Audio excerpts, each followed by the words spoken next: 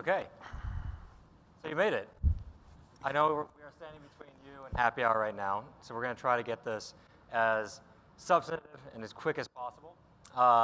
We saved, I think, the best conversation for last, at least the most important, because as much as all the other issues that we talked about are critical and inherent to a progressive future in America, there is, in my mind, no way that we can achieve those if we don't fix the fundamental operation of our democratic system.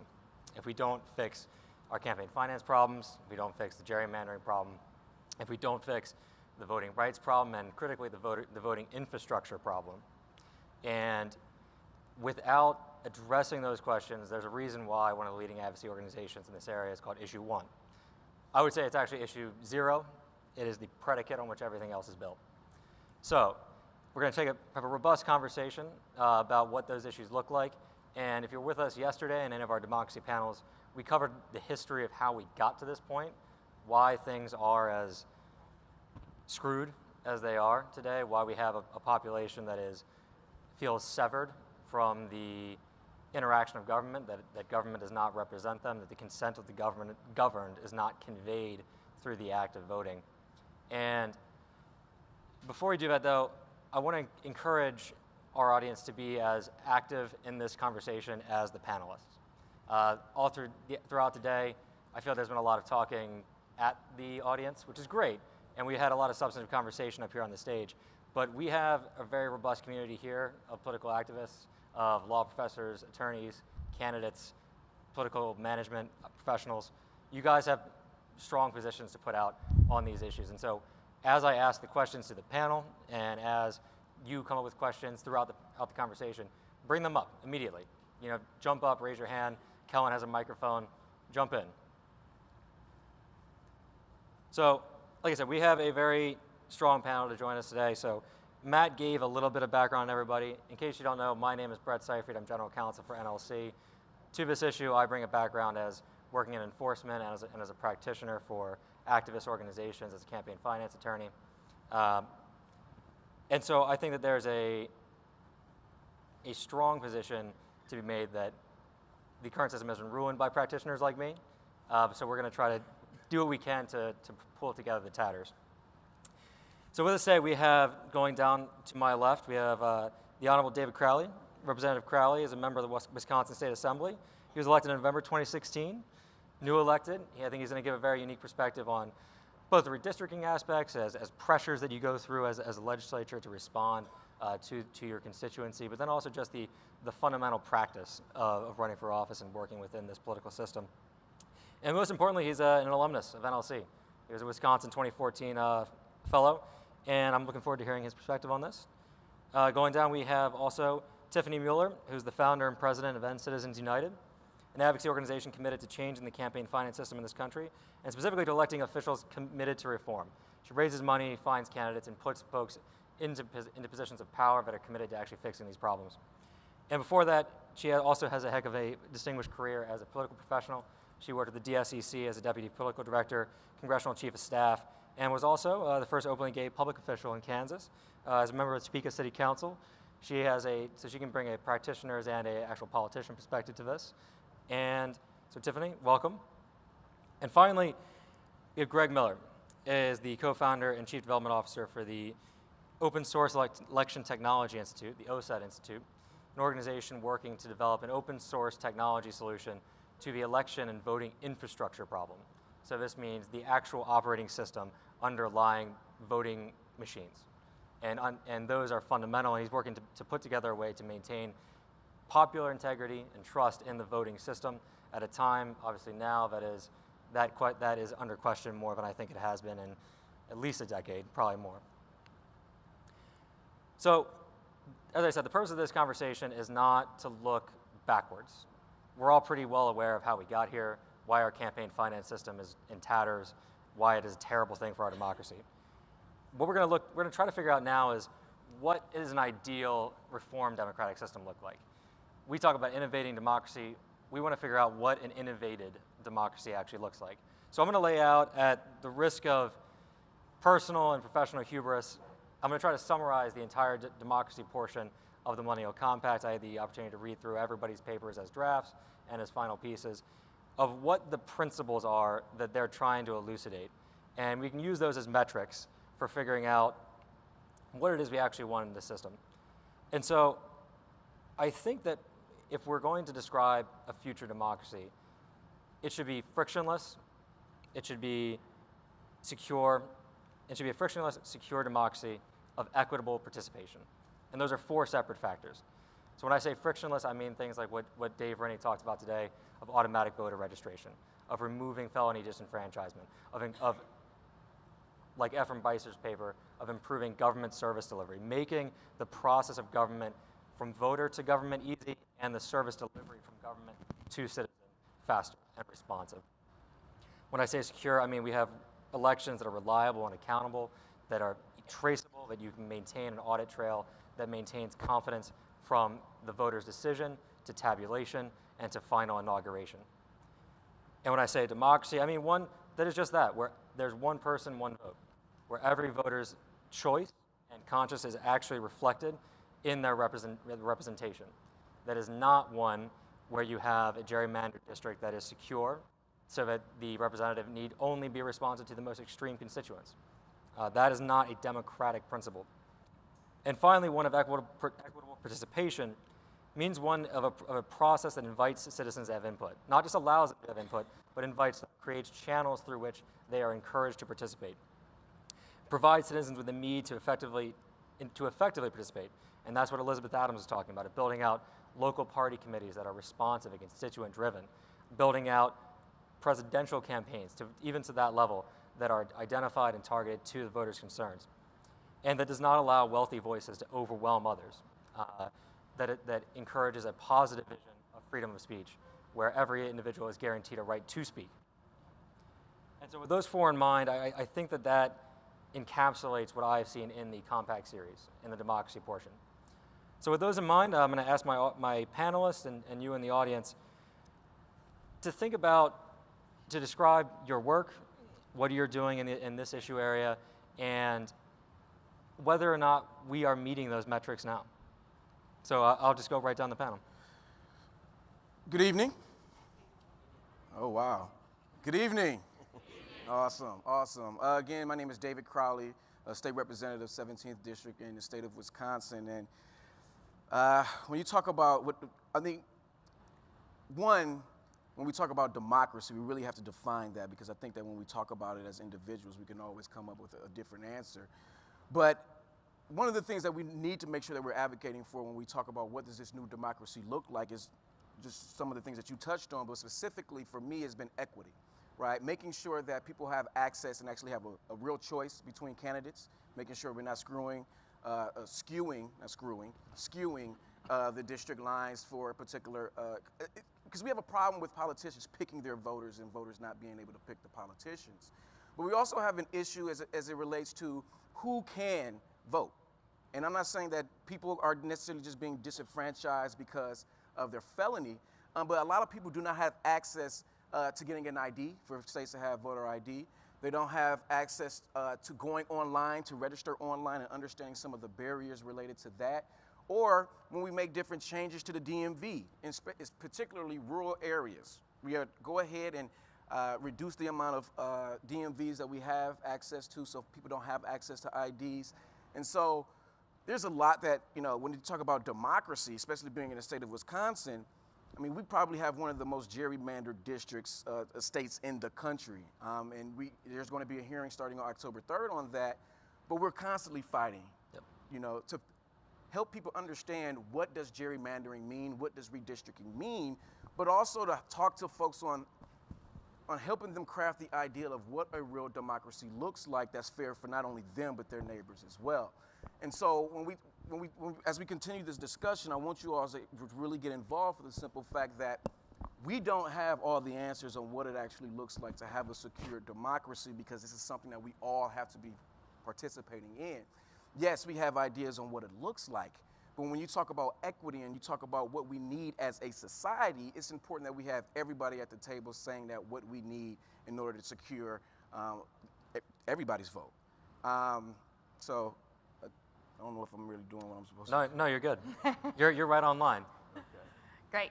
So hi, nice to be here with you today. My name's Tiffany Muller, and I am the President and Executive Director of In Citizens United. And we're the largest campaign finance reform organization in the country. We currently have 3 million members across the country, and we're completely grassroots funded. Our average contribution is just $14. And what we've seen is that people feel so shut out of our democracy and so shut out of the system.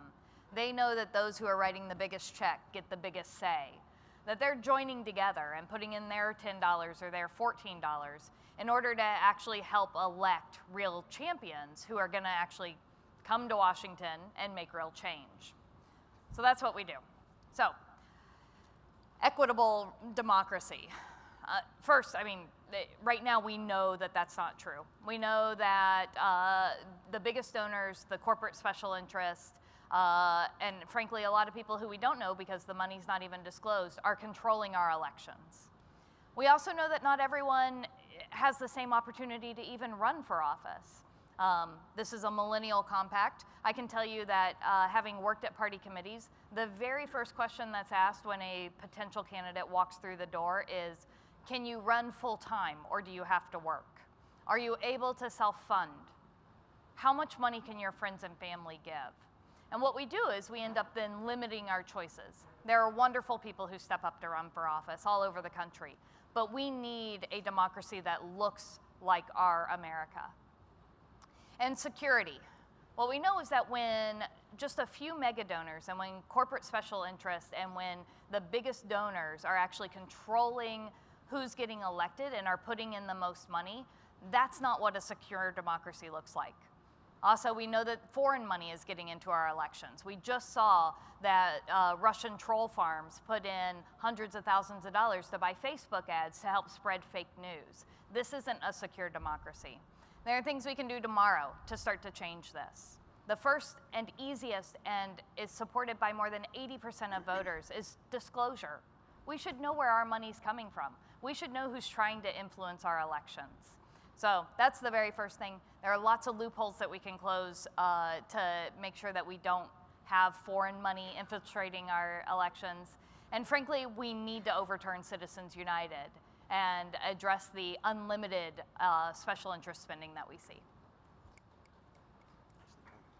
Get some snaps. Thanks, Brett. Greg. And good evening, and thanks to NLC for having me out, and thanks to you for all that you do. And I'm bringing a little bit of a different perspective, but another very important aspect to this thing we call democracy. And I'm hoping tonight that you'll walk away with one notion, that the process of administering our democracy is an act of our sovereignty. It is a sovereign act, and it is a sacred act to our process, and therefore the assets with which we conduct and administer that process are really a matter of national security. And without the risk of looking backward, let's just all recognize that 2016 was an opportunity to frame that issue once and for all. So at the OSET Institute in the Silicon Valley, we're a group of about 4 dozen folks who've been at this for about 10 years because we literally had to start from the bottom and work our way through it. But we are working to literally reinvent the infrastructure of our democracy administration. So we are the back office. We're the infrastructure. We're the rails. Not particularly sexy, but when you consider that we need to ensure that ballots are counted as cast, and we need to ensure that our infrastructure is verifiable, accurate, secure, and transparent in process, then you understand the importance of that. And then you have to recognize that, unfortunately, we've gotten to where we are because we never had the proper mission statement in the first place when the Help America Vote Act was passed in 2002. We have machinery today that, unfortunately, has some very serious inherently design that is, I don't know how to say this nicely, but it's flawed and it can't be fixed. And I hesitate like that because I'm always the one who brings the Debbie Downer to the story. But we have a lot we have to do by 2018 to triage our situation. But tonight I have to tell you that unfortunately, all of the Band-Aids aren't going to solve the underlying problem. And it simply goes like this. These machines are inherently modifiable. because they're all based on PC technology. Now, for you and I, modifiability is a really great idea, right? I don't want to blow a weekend updating the software on my PC or updating my phone. I depend on auto update. Just tell me you're going to update overnight. I'll give you my password and plug in my phone, and next morning, presto, it's updatable. So modifiability for us and consumer digital electronics is a great idea. For voting machines, it is absolutely the worst possible characteristic you could ever have. The idea that a machine could be modifiable by any number of means. I will tell you that the things you see in the news about hacking of voting machines, it makes great theater. The problem is it'll never happen that way. Voting machines out on the edge in polling places aren't the attack target. It's actually a back office machine that hasn't been talked about very much because it's a rather large embarrassment. And we might get into more of that in the conversation. But there are some distinct vulnerabilities that are going to require this infrastructure to literally be redesigned from the ground up, and that's what we're working on. Our belief is that this infrastructure has to be publicly owned and public infrastructure.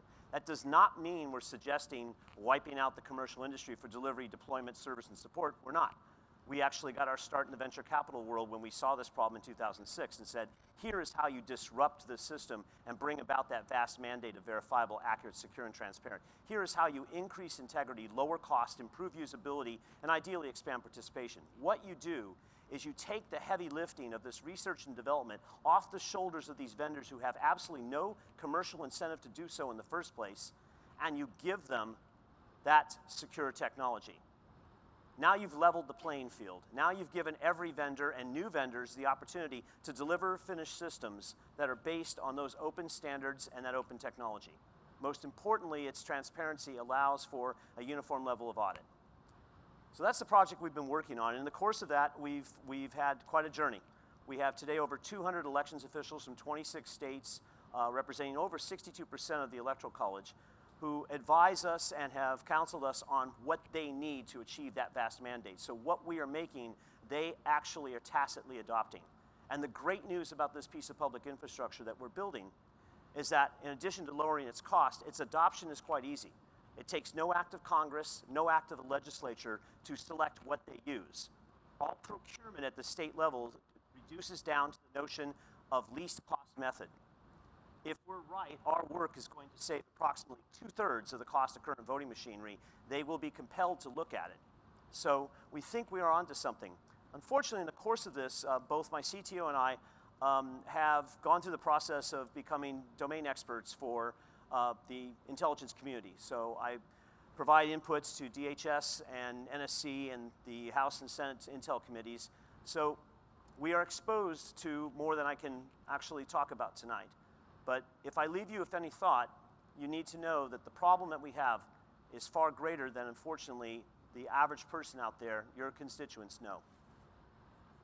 Excellent. And Greg, we're going to come back to that integrity question. But so I, like most people here, am a millennial, I'm a relatively young guy, but I've been around the reform community for a little bit. And so I want to, anytime you try to address these principal questions, these end goal questions, the most common objection that I've heard, and this is consistent, is that voters don't care, or at least that they'll say that they care, but it's not a vote determinative issue. That it will poll well, people will say that yes, we should have campaign finance reform, yes, we should have some sort of gerrymandering reform, but when push comes to shove to pulling the lever in the voting booth, that's not the determinative issue between candidates. And so I want to just tackle that head on of, is that still true? Because in the last election you have, on the left, you have the millionaire and billionaire class slogan. You have drain the swamp on the right. I think that there is a cross-cutting message that has started to emerge that this may be increasing its electoral salience. And has that common knowledge canard become untrue? And if so, how? And how do we maximize our message utility to get our reform agenda across? And I'll take that from as a candidate, as an elected official, as an activist. What does that look like? Well, people do care. People do care. So for example, as elected officials, the one thing that we hate doing, that we always have to do is what? Raise money. We have to raise money. And one time, as we continue to, I just won my seat. I started to raise more. I'm starting to raise money, and I got about 3 or 4 emails, and they said, "Well, why are you raising money? You're not even in an election," right? But I have to continue to raise funds because there are forces out there that will do everything that they can and spend as much amount of money, unlimited amounts of money, to make sure that I can get my message through. And people are saying, "Oh, what is going on?" Now, couple of months ago, we had a Assembly Democratic kind of town hall thing going on. And the one thing that we didn't talk about during this town hall was the gerrymandering redistricting case. And at the end of that town hall, that was the only thing everybody wanted to talk about, because they want to see where we're going, what is happening, because there are so many people out there, because of the polarization in some of these communities, they're wondering, where is my representation, or where's my compromise? And so people do care. But I think it's also, we have to make sure that we're going out there and talking to folks to also get a sense of, well, what does it look like for you? What does a fix look like for you? Because a lot of the times when we talk about fixing, especially as elected officials, we throw out the solution rather than including a lot of these individuals to be a part of the solution. And so, yes, people care, but we have to be strategic on how we actually get people to care. You know, when we talk about, well, you need to get out and vote, or we need to make sure people got IDs. Well, you know, when I turned 18, some of them were like, well, that was the first thing I did is get my ID, you know, whether they wanted to get to a club. And so some people, that it just doesn't resonate for them because it's just a part of their everyday lives in a sense. But when you talk about the outside forces that also go with that, you know, why a person may not have an ID or the struggles that individuals have, then some people may be able to identify to say, okay, well, maybe we need to take a step back, or we need to make sure we provide greater access. So for example, for me, we have voter ID in Wisconsin, and I know that I am not getting rid of that no time soon with Governor Walker in office. But what I do believe is that I can try to combat that, right? So what about electronic IDs, right? I know many people who lose their wallets, but I know many people who would never lose that iPad, that iPhone, or anything of that nature. But at the same time, you can always still have access, even if it is on somebody else's phone in some type of capacity. So we also have to make sure that we are involving and being progressive and being innovative with some of the things that they are throwing at us as well. So since the last election, In Citizens United has probably spent more time on this question than anything else. How do we talk about this issue? How do we talk about campaign finance in a way that's really connecting with voters? And part of that came about because, look, Bernie Sanders used the issue pretty effectively last cycle, and so did Donald Trump. And what the hell is happening when you have both of them talking about the same issue and obviously appealing to people? So we've been spending the first 6-8 months of this year really going out and talking to voters across the country to figure out, what are they saying, what are they thinking, what do they feel? And I will tell you, independents rank getting the influence of special interests out of our elections as second only to keeping America safe from terrorism. That's above jobs and incomes. That's above lowering healthcare costs. That's above reforming our immigration system, right? And this isn't a one-time finding. This is time after time after time, we keep seeing the same finding. People care because they know that they're being shut out of the system. People care because they know their voice isn't being heard. And so, and you know what else? They care because they know that their prescription drug prices keep going up because Big Pharma is funding politicians who keep cutting deals with them to keep drug prices obscenely high. It's not just drug prices. We could talk about college student loans, or we could talk about oil prices, or we could talk about healthcare costs overall. We know that we talk more about carried interest tax than we do the mortgage home tax deduction, because Wall Street spent $1 billion in the election last year. $1 billion. It's crazy. Prior to Citizens United, look, there was too much money in politics, and we know it, but there was $143 million of outside spending in our elections. Last cycle, that jumped to $1.4 billion. The kind of numbers that we're talking about, where the average voter just is no longer able to feel like they have any connection to their own politicians, right? Those politicians are no longer working for them. They're working for whoever's writing them the biggest check. So we know that actually something has changed with voters. We know that this is now a voting issue for them. And what we need is more people who are running for office and who are talking about it and saying, look, the system's rigged, we all know it, I'm gonna go up there and fight and change it.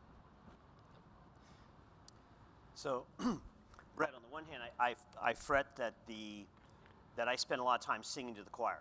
So I talk a lot to specialized audiences who are aware of the issues, and they're definitely, they care. Mm-hmm. On the other hand, the more that we reach out to folks and talk to folks who aren't as familiar, we get a lot of OMG, Whiskey Tango Foxtrot.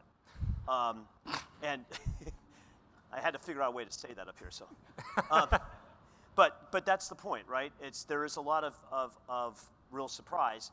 And then there is the problem that we had two candidates who decided to rankle the vernacular by entering the words rigged, hacked, and tampered, or making proselytizations. They might not accept the outcomes, and leaving everybody with this shadow of doubt, such that social hacking of an election became a really very real thing, right? All I have to do is cast a doubt in your mind whether your ballot was counted as cast, and we have a problem, right? Remember, 80,000 votes in 3 states separated the outcome. So you could say that a lot of people were like, oh, she's got this, it's, it's late, I can't do it, I gotta get home, she's got this. But you could also say that we know there were people who said, my vote doesn't count anyway, what do I care? I mean, the big companies and corporations are controlling this. How do I know it matters? And I think that if we come back to this notion that this thing of casting and counting a ballot, a civic duty and a civil right, is something that we really need to shift the mindset on. And on both sides. We have to shift the mindset within the administration of elections. When people start thinking that they're operating a national security asset, they think differently, right? And when voters start realizing that, I think it was Michelle Obama who taught us that if you looked at all the precincts, Barack's win in 2012 amounted to 3 to 5 ballots per precinct at the end of the night.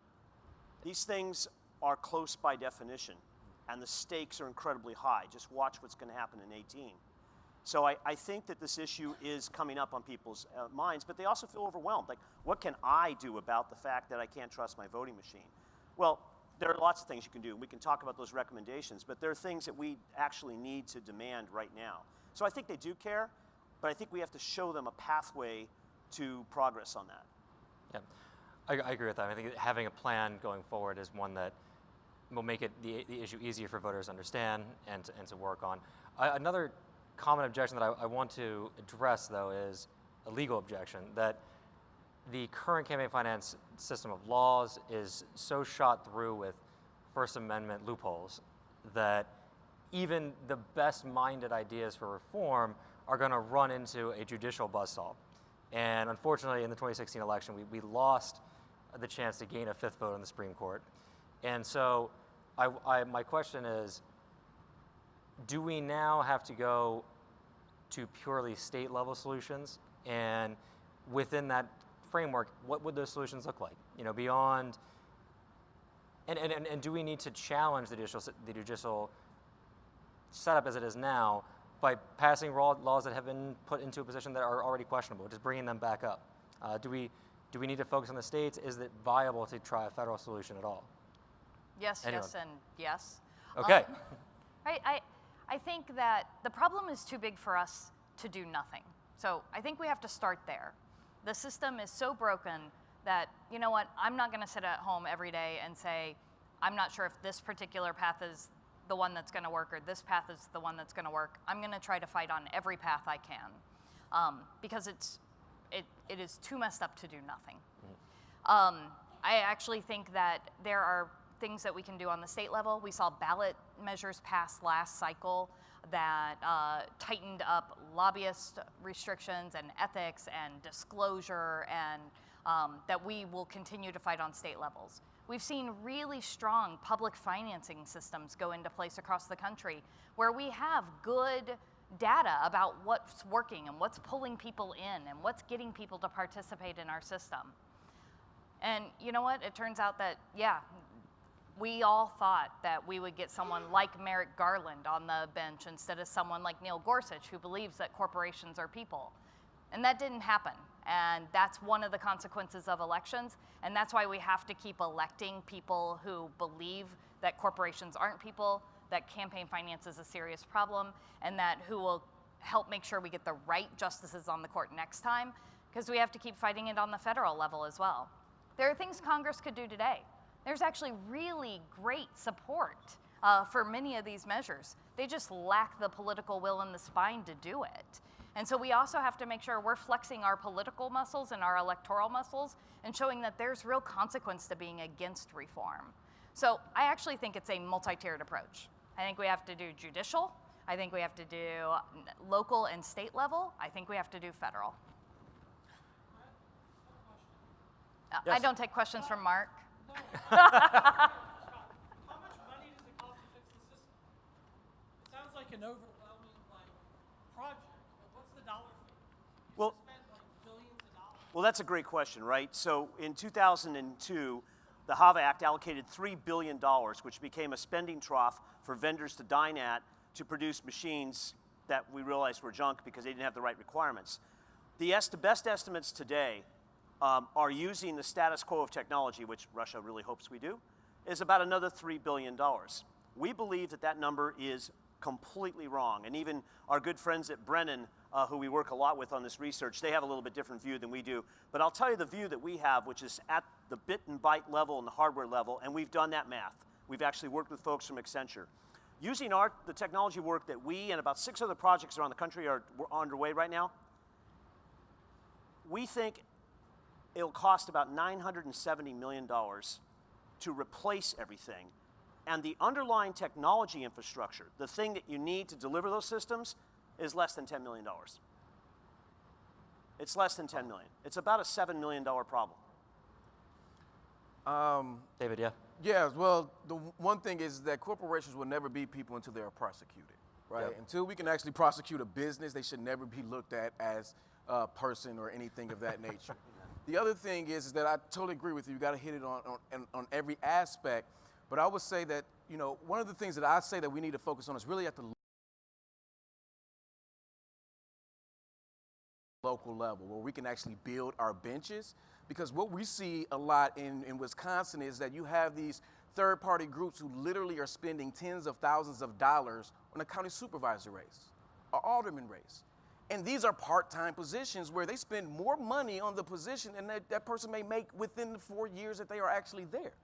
So and this is their way of building their bench because they have access to those dollars. So one of the things that I've been trying to focus on is what can we do at the local level to pass campaign finance reforms for our city council, for our county supervisors, because those are the folks that we're going to elect to be our next state representatives, our next state senator, governor, so on and so forth. So I would encourage us to really look at what we're doing at the local level.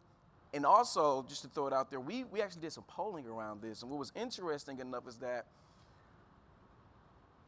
the people weren't mad at the PACs or the third-party groups that were giving money, but they are willing to hold accountable the elected officials that accept the money. Yep. And so it is critically important that we point that out. I ran 2 races. And even when I tell people I had to raise $30,000, I raised $30,000 for those 2 races. And many people look at me like that's nothing, right? That is absolutely nothing, especially compared to like a city council race here in Chicago, where I can just imagine the thousands of dollars that it costs. But that $30,000 was no PACs, that's no groups necessarily giving me money, that's all individual donors. So, but also they also understood where I stood on campaign finance reforms. Not to say that I can't say no to all PACs, because I need to make sure I can bring in some money too. But that is a goal of mine, to say that I don't want to accept any PAC money. And so ever since I have been elected, I've made it a point to where we can't accept PACs when we're elected within the first year of being in office. We can only accept them after the second year of being in office. But every PAC dollar that I do get, that check is written to something else, right? And being conscious of what we're doing with the money that is coming in. But it's important that we don't get caught up in money when we're running for office, because I guarantee you people power will always beat money power at the end of the day. That's worth it. For some claps. Hey, Brett, I wanted to add a couple Sure. of things. One, to your point, my way of thinking, spending is protected speech. That sounds insane to me. So, but I'm on another end of the world. I'm in tech. But there's a real link, causal link, going back to Mark's question. There's an interesting link between campaign finance and the ballots and the voting systems, right? Yep. So at the end of the day, a ballot is the currency of our democracy. And we spent something like $6 billion in campaign financing the last election cycle. And 1/10 of 1 penny on the dollar is what's spent nationwide to protect the machinery that casts and counts the ballots that all that campaign finance is going to. Wow. That's wild. The Georgia special election spent $55 million, and less than 12% of that would provide the entire nation with a new electoral infrastructure where we can ensure the integrity of the vote. There's an enormous imbalance here. That's one of the best ROIs I think you can get, securing a democracy for pennies on the dollar. Yeah. So before I turn it over officially to, we have a question. Yeah, so here's my question. I saw Jason Kander speak right before the election, and he said Donald Trump is the wrong answer to the right question, right? And all the things you guys have talked about sort of underlie the truth, which is that civics is really complicated, and most people just don't understand how the whole system is working around them, so an easy answer, is easy to go to. It's hard to take people and sit them through this panel, especially the average voter who has a totally different set of constraints than we might have. The question is, what 3 or 4 policies would you say we should be running on? AVR, money in politics, that we could go out and say, these are the 4 things, or the 3 things, or the 5 things that we need to do to reform our system in order to fix all that stuff? Sure. Someone want to take a crack, or? Yeah, so I think that being able to first talk to voters about understanding how they feel shut out of the system is a really important piece. You need to meet them where they're at. And voters want change. We don't have to walk down a history lesson to see that, but you look at 06, 8, 10, 14, 16, voters want change, and they're going to keep voting for change. So I think it's really important to talk about how you are going to be for change and for changing the system as it currently is. What we have found is that talking about ending the unlimited amount of spending in the elections, having complete and total disclosure and transparency so that we can hold accountable where this money is coming into the system at, and frankly, just talking about politicians being bought and sold by some of these special interests are the 3 most powerful arguments with voters. I think those particulars look a little different in every single race, but those are generally the big points. And here's what I would also say. We spend a lot of time talking about how we have to talk about economy and jobs and incomes, and we should. There are too many people in this country who are struggling and who have had stagnant wages. What we have found is that actually if you talk to them about the fact that we need the system to work for everyday Americans and not for the special interests so that we can build more jobs, increase incomes, rebuild our infrastructure, drive down student debt, voters get that, right? Like they understand that currently the system's gummed up with just these special interests. So those are some ideas. Brett? And as I think that there's a distinction to be made between the message and the policies that the message carries. Oh, definitely. And so like everything that you just said is absolutely true. And I think that you build on that by linking on AVR, election integrity, the actual infrastructure integrity, public financing. Those are the carriage cars to the engine of the message. Well, one of the things that, absolutely automatic voter registration, but also, we've been looking at, okay, what about pre-registering 16 and 17-year-olds to vote, right? When they get their driver's license or when they get their ID card, making sure they have access. But also, a lot of the times people are discouraged from voting because of maybe a lying ad or an ad that doesn't tell the truth of when to vote and so on and so forth.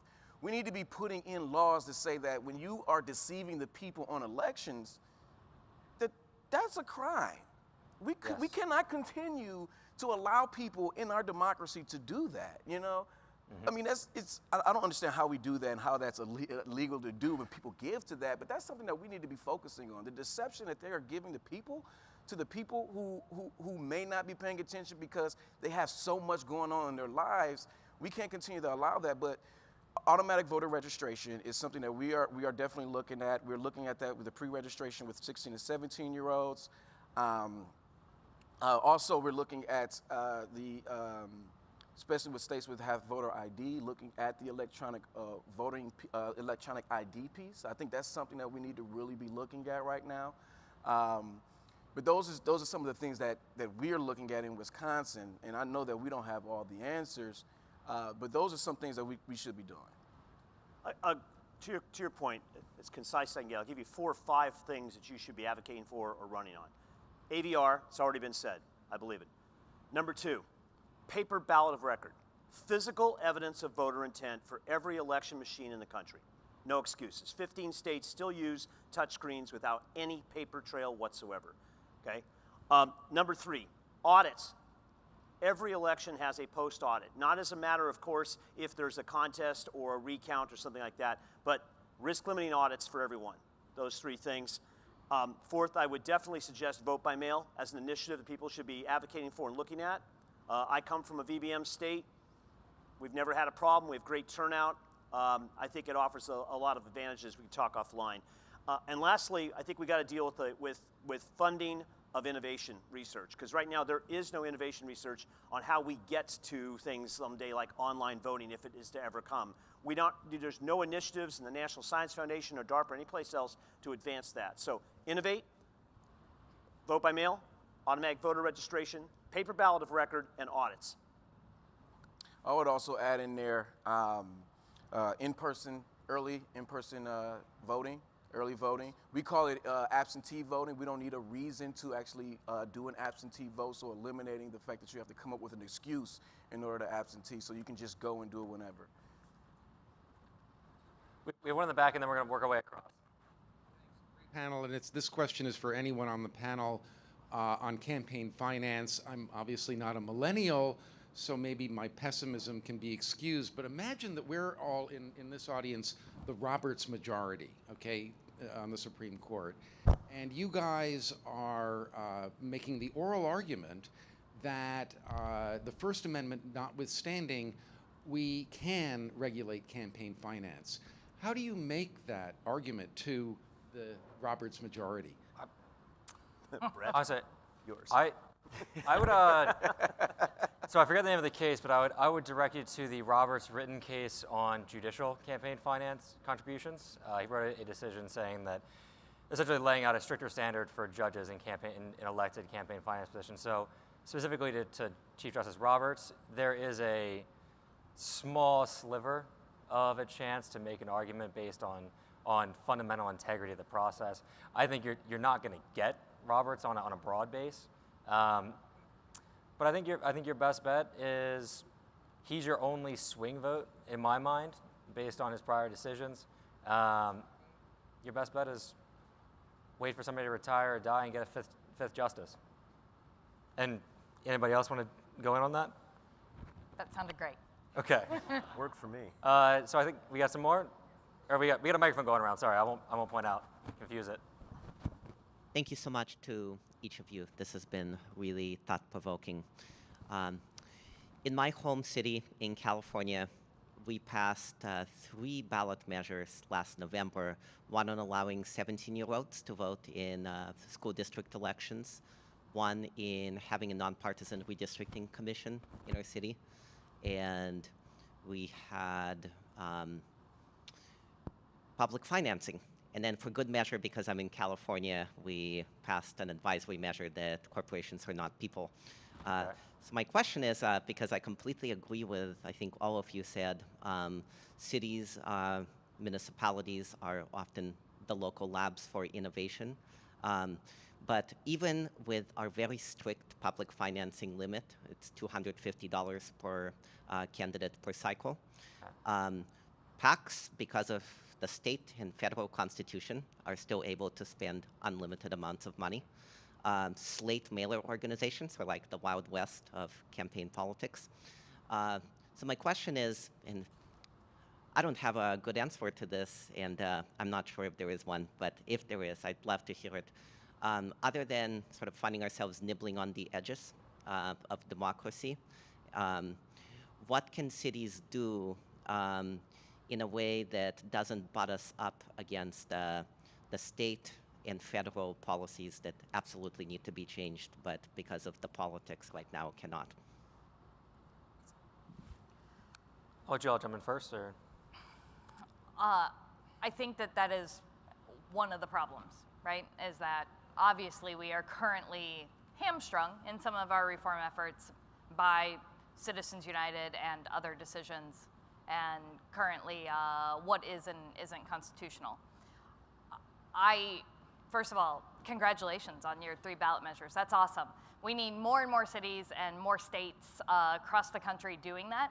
We will build momentum through those local efforts, while we're also building momentum by electing real reformers and holding people accountable for not being for reform.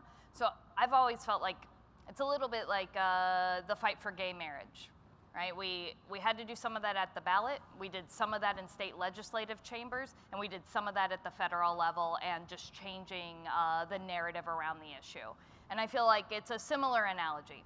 We need to build up momentum on both the local and the state level. We have to hold people accountable at the federal level, and we have to change the narrative all at the same time.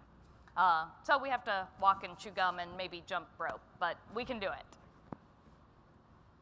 David, do you have something? Well, to be honest with you, I don't know how to answer that question, but I would also say just go and do it. Just like be bold as a city. Yeah. You know, require people to purchase insurance or pay a tax. Legally, we could do that. So I'm really interested. It seems like it would solve a lot of the small problems that we're dealing with. So I'm interested to hear the panel's thoughts. I would love to read that case. Well, we're in no democracy, right? Meaning that you can't do that. But at the same time, you have to question yourself. Do you really want everybody to have to vote? So, you know, and those are the types of questions that you wrestle with, because to be honest with you, you want everybody to participate in a democracy. You know, and when I think about a democracy, I'm fighting for those who absolutely disagree with me, but also fighting against those who disagree with me at the same time. So, you know, it's important that, you know, I don't know how to answer that, you know, because it's like, you know, they mandate us, and it was a great analogy, just like our ballot is a currency in a sense. You know, they mandate us to spend money on insurance, but they don't mandate us to vote. But if they mandated us to vote, that would also mean that you would have to be immersed in it. You would have to know what's going on, and you may vote a particular way, and you may know something different. So at the same time, I would say that it may be a good thing or a bad thing, but you know certain people don't want that to happen because that go against the broader system. I mean, Greg, do you have something? Yeah, all I'll say is that my legal training and legal experience are becoming a quick distant past, but I seem to remember that I could start with Article 1, Section 4, Article 2, Section 1. The 10th, 12th, 15th, 17th, 19th, 23rd, and 26th Amendments are all going to present a bit of a problem to you. Elections are a local matter, and that's just baked into how things work. So while it's an interesting idea, I'm just having a whole problem imagining how you would even do that. Yeah, I agree. I mean, It certainly couldn't happen at the federal level, right? Right. Very substantial. But I mean, there's a important kernel in the question, which is, one, experiment boldly, and two, when we get wrapped up in these reform conversations, we often think that we're the only country in the world that has a campaign finance system. You know, we are not. I just go back to Germany; they run all their money through parties. Britain does a similar process. Australia, very similar. Not all those Commonwealth countries have mandatory voting. Australia's had a great run with it. They have their own unique problems, but we should look abroad for examples of what to do within the cabined-in strictures of the First Amendment as it exists right now. And I was joking about not having everybody vote.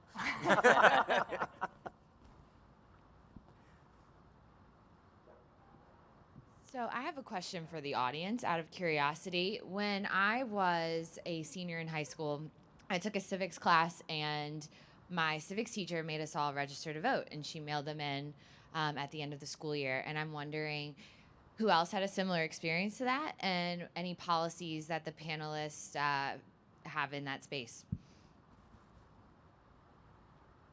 Audience poll? Couple? I did not. Oh. Did you? No, I registered when I got my driver's license. Same. Yeah. I know there's a great project at Northwestern University that has made registration a part of the whole, registering to vote or updating your registration as part of the academic registration process. And Rock the Vote is one of our closest technology partners. I know that they've been advocating for things like that. So I think it's a grand idea. I didn't do it that way, but I'm an old goat. So, but I do know that there is movement at the university level to do that now, and I think it's a great idea. I send my nephews a voter registration form when they turn 18. I figure that's part of their gift from me.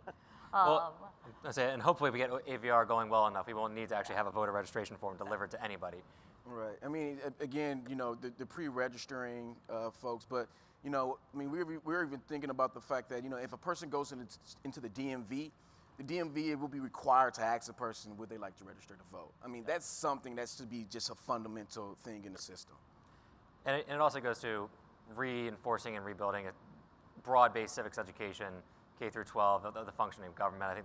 I know there was a compact piece on that as well. I mean, I think that that's a step that is parallel to this and underlies all this, is making sure the public actually fully understands what this process is.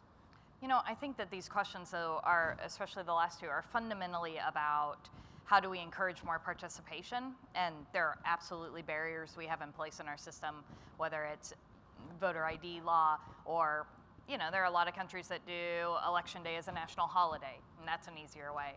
But it's also all about whether or not folks have enough trust in our government that they want to participate. And right now we know that that's at an all-time low, that only about 7% of people in America feel like government's working for them. So we also have just some fundamental changes we have to do in order to make sure that people actually feel like it's working for them and that they want to participate. And for anybody who's interested in running for office, I mean, that's one of the keys in actually getting a vote. They have to trust you. But it's also understanding that the campaign does not end once you are elected.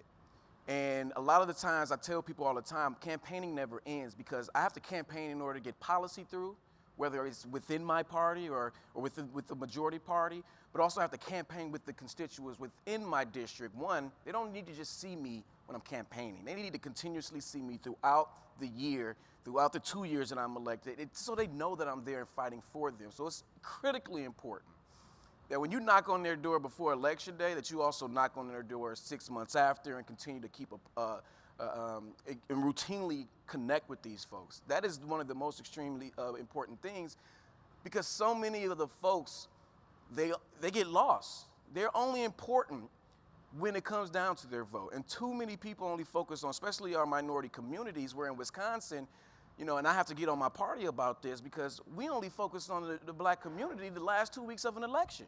We would literally spend $500,000 to bring in a company that ain't even from our state to actually run a GOTV program.